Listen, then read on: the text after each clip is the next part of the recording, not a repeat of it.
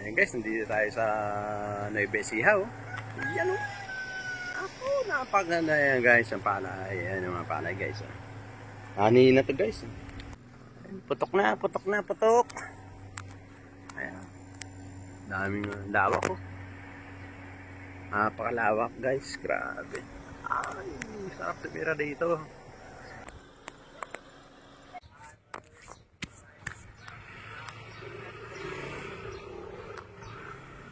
Ani na sila guys, eh. Ayan ang ano? Parang hanggang doon. 5 pitak lang po. Ay? Meron po maluwang. Oo. Agad din po yan. Agad po yan. Agad din. Grabe, no? Ayan guys, bali 5 pitak pa lang ano nila. Yan, kanan at saka kaliwa, at saka doon sa dulo, at saka sa kaliwa pa. Dito 5 pitak. Doon naman sa may kanina, yung pinakita ko kanina unang-una nating entrada. Yun, aanihin din yun. 6 na pitak yun. So, bali 16 na pitak ang aanihin nila. Ayan guys, yung tinitira ng mama. Yan yung hindi aabutin ng, ng crusher. Yung susud-sud. Kaya ginagawa niya, kinakarat niya, tatapon niya rin sa may gitna. Right guys, ayan na. So yun guys, tara, punta natin. Andito na, dumating na yung crusher. Ayun na, pumasok na. Tingnan natin kung paano yung style nila. Sila yung tatanong nung nakaraang panahon. Hindi ganyan. Ngayon, napaktuloy na. Yung isang pitak pala, parang 1 hektar din yan. 1 hektar. Kung imamano-mano, abutin siya ng mga 4 na araw hanggang 5 araw. Eh yan, ito wala pa, oras lang. Halos 2 oras lang, tapos na kaagad ang pag-ani. Right, oh, napakabilis. Kanyang ka-high-tech ngayon, ka-modern yung ating mga gamit ngayon. Galing. Galing talaga. Lawak yan. Pati yan, pati itong kabila na to. Ay, hindi pa to. Kasi may green-green pa yung kaliwa na yan. Ito lang at saka yung nandun sa likod. Yan guys. Tako. Ito mo naman, napakaraming bigas niyan. Tapos pagdating mo sa Maynila, mahal ang bigas. Dito, bungad pa lang ng Nueva Ecija, palaya na. Lalo na kaya doon sa lagpas ng Cabanatuan, Aliaga, puro palaya nyo. Ayan guys. Ang bilis ng crusher, oh. Ilang minuto lang. Halos mga lahati niya na yung 1 hektar. Kung hindi nyo na guys, hindi nyo natatanong. Nakita nyo yung mga dulo na yon. Sarap dito manirahan. Tapos dyan na yung bahay mo. Hindi ito. Diba guys? Tapos dito maglagay ka ng tilapia. Bangus. Tako. Ayun na guys. Masarap dito, meron kang tilapia, no? Parang face pan, ano? Hindi ka magugutom. Meron ka ng bigas, meron ka ng isda. Gulay na lang, problema. Ay, marami ba rito? Marami hito rito?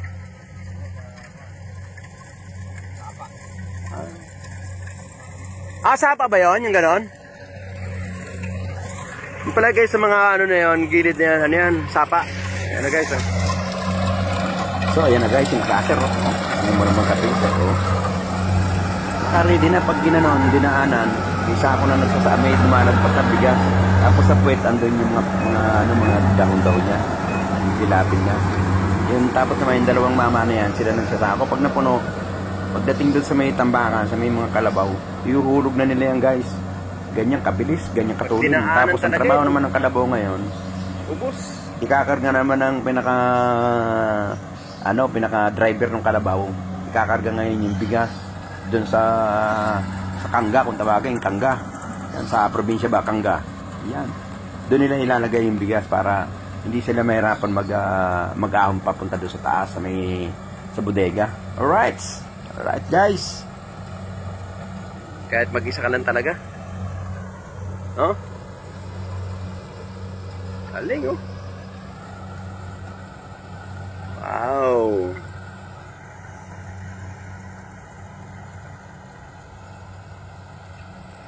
Kita nyo naman, paano pag-aanin. High-tech na yan. Hindi kagaya nung araw, tawag dito. Inaano lang, pinapagpag. Ngayon, hindi na. Meron na silang crusher. Yan, oh. Pagka dinaanan na, diretso sa ako na. Diretso sa ako na yan, tapos iiwan nila. Pag puno na sa ako, ilalaglag na lang. Kaya, itong mga to, ito lahat yan, siguro mga 1 linggo lang to, kayang-kayang anihin to. Tapos tatanim sila uli. Titirahin ng pagka titirahin na naman ng ng mga kalabaw. I-araro uli yan. Tapos tatanim, talalagyan ng tubig. Tapos tataniman na naman uli ng palay.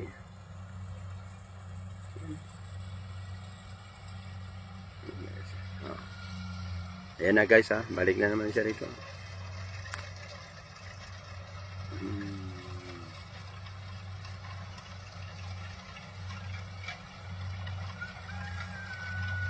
Yan lang ang buhay dito. Bali andun yung resort natin, ayun oh.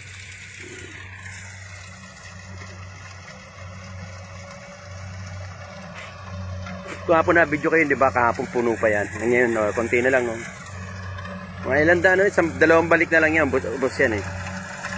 Dalawang balik na lang, dalawang ikot. Tapos na siya.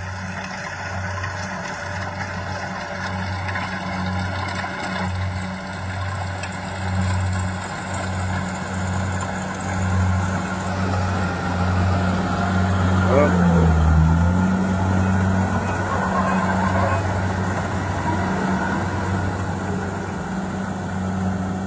Ayan yung kinuha ng mama. Ano yun? Pagkain sa kalabaw.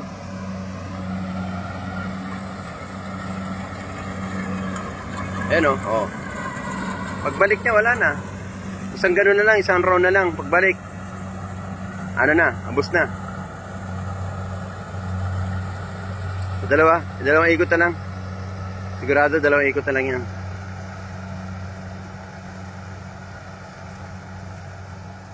Talagang ano yun guys eh. Ubos talaga yun. Walang ano. Walang siyang tira. Walang palay oh. Walang palay talaga nga tira. Walang palay. Mapak na tayo rito. Walang palay oh. Pag dinaanan talaga oh. Ayan oh, yung palay oh guys oh. Pag dinaanan wala na. Wala nang natira. Alright. Ayan o. Nasa ikot pa. Dalawang ikot pa nga pa.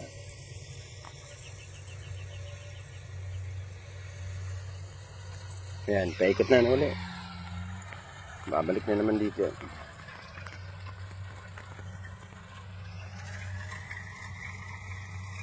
Ayan o.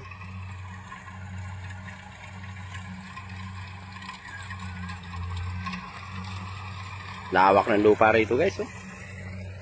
Nakikita niyo mga puno na yan, ano yan, ilog. Patubig ay patubig. Diyan sila kumukuha ng tubig pagka patutubigin nila yan.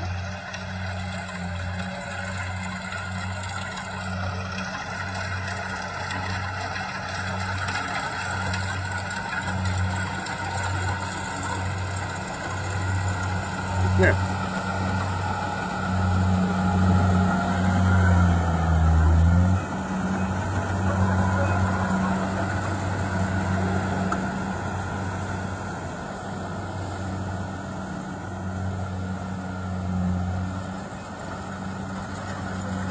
Tanda na lang. Dalawa pa. Dalawa pa talaga. Hindi kaya isang balik.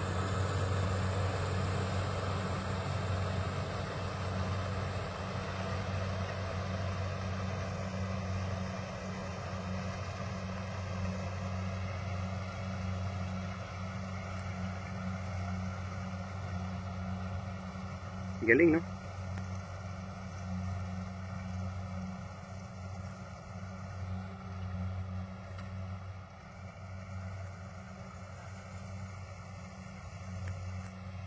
Galing talaga. High-tech na guys, no?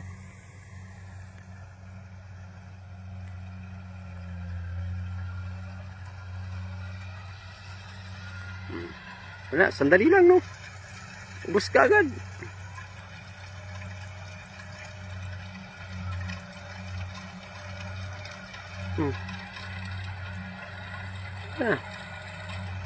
Ayan, 100 na lang yan. Pero may natira pa ron, siguro babalikan yan. Ito wala na, oh. Ubus na.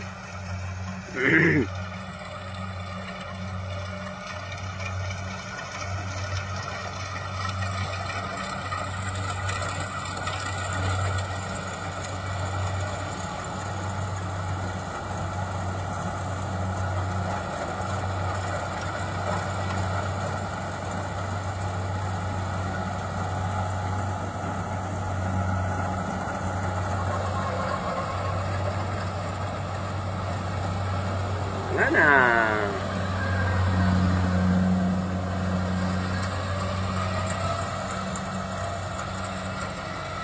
Alright, dos. Tapos na.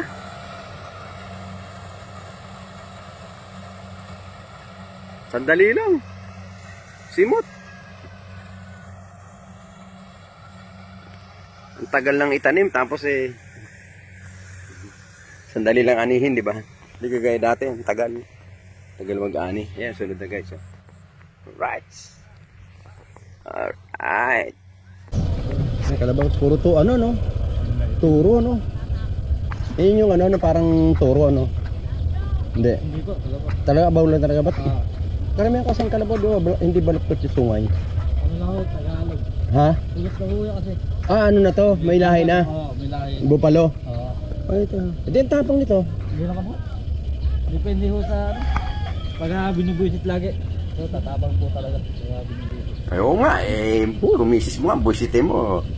Talagang magagalit. Ano pa kaya yung kalabaw? Bubusitin. Pag binusit mo, baka hindi ka patabihin. Ano rin, tilapid din. Anong aanihin nyo? Yun. Palay ba? Yung po ano. Alin na umpisa ito? Mga pwede na.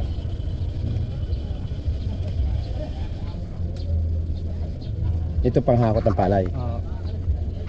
Talagang bilis na no? Meron rin ho, yung bakulang natataas yung kaulya. Panghapon. Nawawan ko na Kaya lang ito may mga lahi na to, lahing bupalo na to. Hindi talaga yung kalabaw nung araw. Ito may edad na to no? No, may edad na. Sa 10 taon? Ito? Laki. Malaki lang ho talaga. Halika, sakay kita rito. Dali para maalis yung ano mo. Sarap-sarap sumakay dito oh. Ang lapad oh.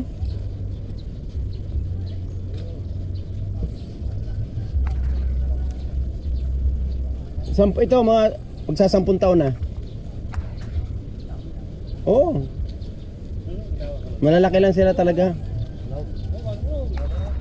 Kasi may lahi na Dati ba? May lahi na sila mga bupalo. Hindi kagaya nung kalabaw nung araw na yung native na maliliit lang. Yan lalaki oh.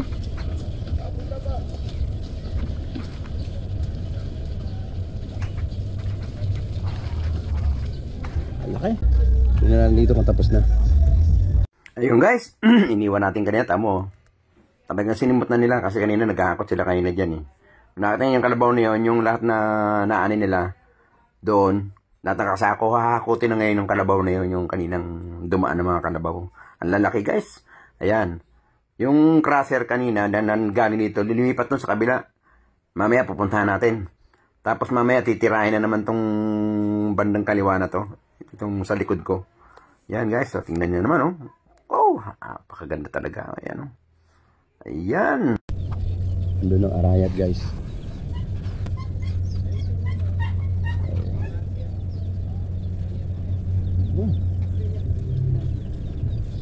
Ganda rito para Ed. Sarap. Ganda ng palay. Long green tawag nila. Long green ang tawag nila. Long green. Kaya ganyan mahapay sa sobrang lalaki ng mga palay.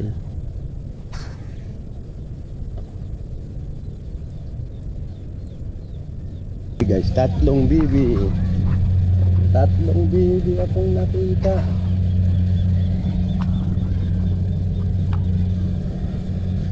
Alright, tapos na pa, lapit na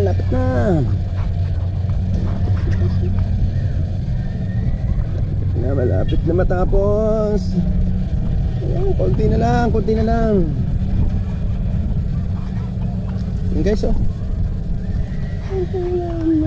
Dito napakainit lang guys. Sobra.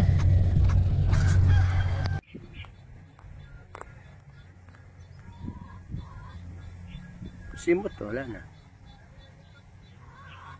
Kanina meron doon. Wala na. Nakakota na yung ano.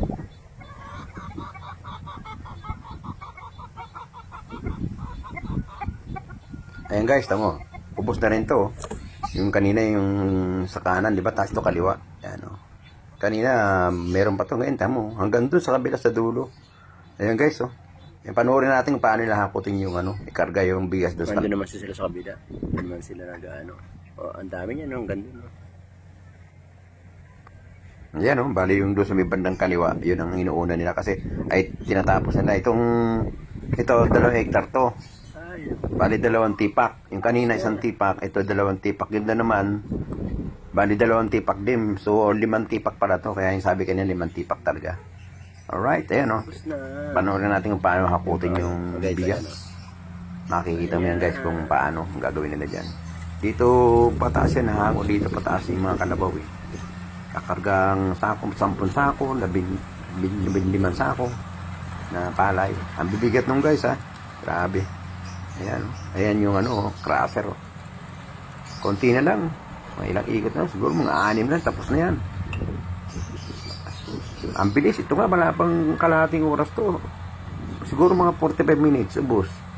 Itong 2 tipak, hanggang 1 oras. Yun ang siguro 1 oras din yan. Kaya-kaya pala itong maghapon, tapusin lahat eh. Galing mo. Yun na yung kalabaw. Dito dadaan.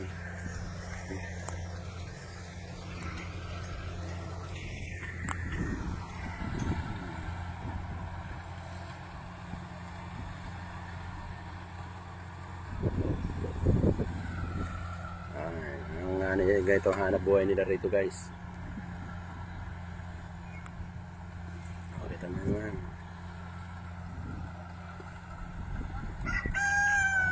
Ganito ang buhay sa Nueva Ecija. Alright.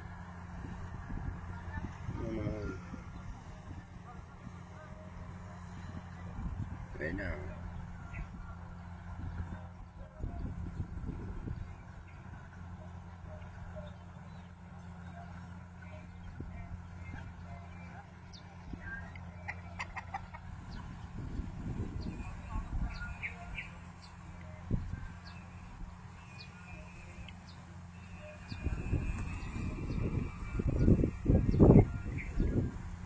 Sipag ng kalabaw.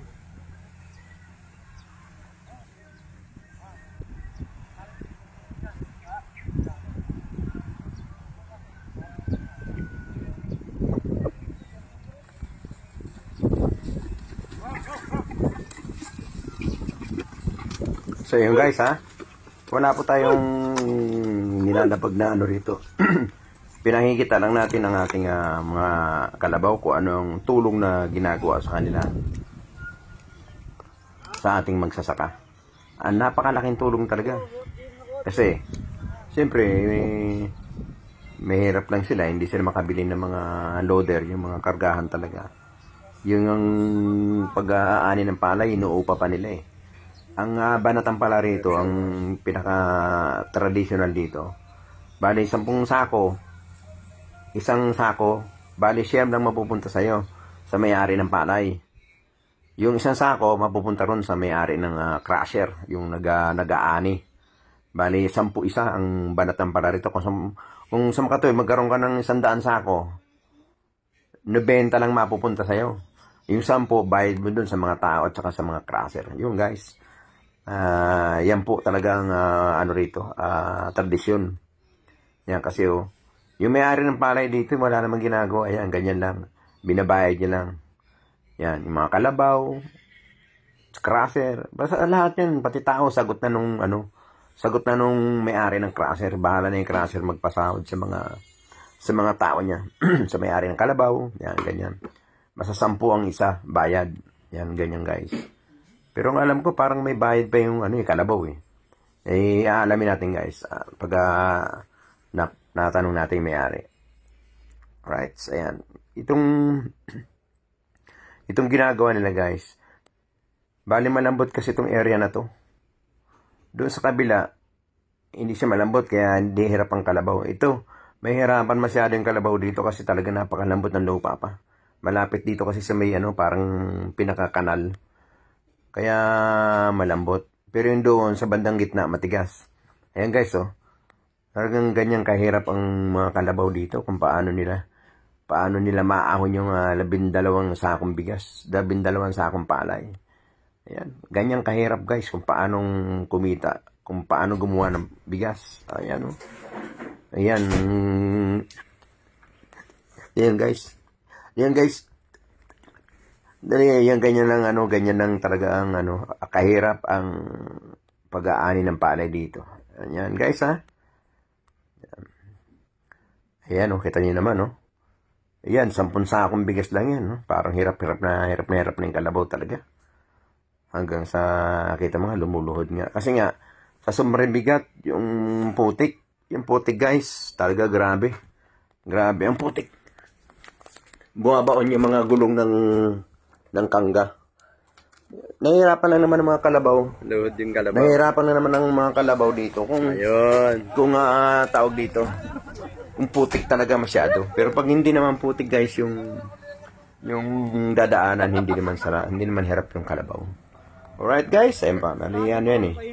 Tatlo, bali 4 ng kalabaw na nagkakarga ng mga palay.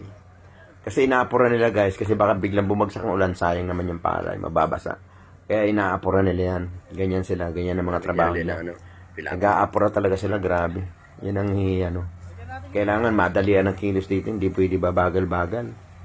Yan. Tamo ito, nahuli na nga isa. Oh. Bago sila umalis, tulong-tulong sila hanggat hindi nakakapanik pa yung isang kalabaw.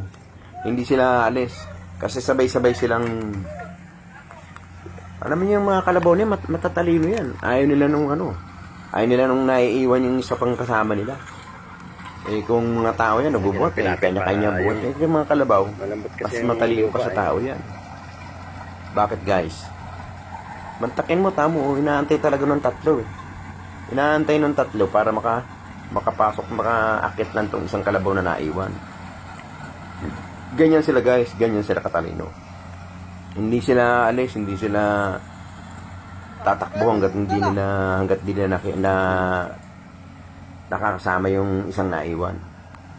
Kaya mukhang mainip na nga itong kalabaw na to eh. Parang gusto na nga pumanik eh. Kasi siyempre, naantay siya ng mga kasama niya. Yan, tingnan nyo guys ha. Gusto na nga ng kalabaw pumanik eh. Makikita nyo, gusto niya ng pumanik. Hindi pa tapos maglagay ng mga pampatigas, mga pilapil. Gusto na ng kalabaw pumanik. Inipigilan lang nung pinaka nagpapatakbo ng kalabaw. Ayan o. Gusto na nga pumanik ko kasi yung 3 na andun sa taas. Siya na lang naiwan eh. Kaya lang mahihirap alam ng tao mahihirapan siya mahon kaya ginawa, dinagdagan ng pilapil para hindi siya mahirapan umakyat sa taas. Yan guys, so, tingnan nyo. Ayan nagmabala. Ito medyo bata sa kanila eh. Medyo bata yan, tamo hirap ko. Baong kagad yung gulong. So, narahaw naman sila. Talaga naman. Alright. Galing. Kaya pala.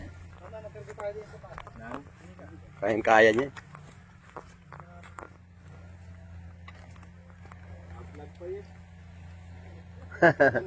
Mamaya, isot. Alam na. Alam niyo na yan.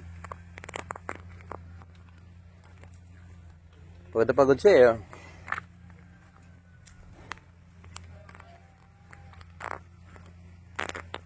Bata pa pala yun.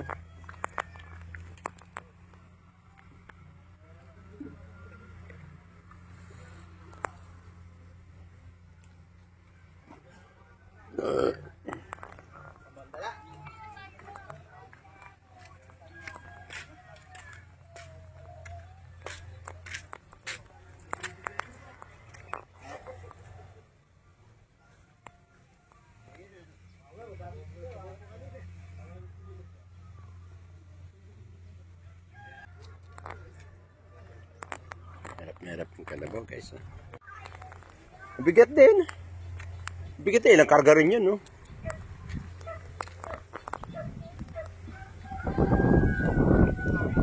Dito lang guys. Thank you. Maraming salamat po. Ingat po ang lahat. God bless. God bless po. Isang magandang summer sa inyo lahat. Alright, napakainit guys.